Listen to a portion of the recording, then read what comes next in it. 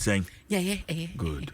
say it's the same way to because I inche bia Aisha beba now you need emre ran emre ko see you me ko fast na o china ko see you onim so ko kaso a the anko na ebo mane ne no akwadom kase ye kan ye say akwada wo ye ba mu ana ye de no say wo free mu ansa na ye de ne cha polythene bag ni mo set sen o amama mi bi so aja no prepare fitira ko hye no no akosia na rubber ne na ne ye ansa na wo mu hu say na akwada ne hye ma ye ba mu a na akoyare wo se positive aso asem no mu a wo mo ye mu hihye mu na abaya ono so nya mfia duonu 924 years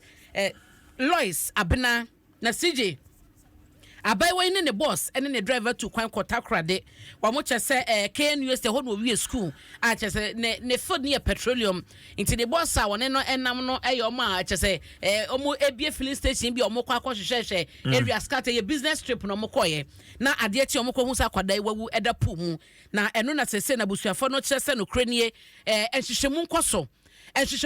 pa na IGP ne na pamfo posifo a yase energy empotem honom no ho na sa hotel no wo Chris Lord hotel ni din Chris Lord na eno na wo mo chese mpanyifo mo a na enhyehyemu nkoso pa sanse de ekoso no se obi bedi uba wu eti se ye ne be ko wi kire won te hwe wonim de postifo ye wo mo chese hadwenti the anchor ka ho asem wo ha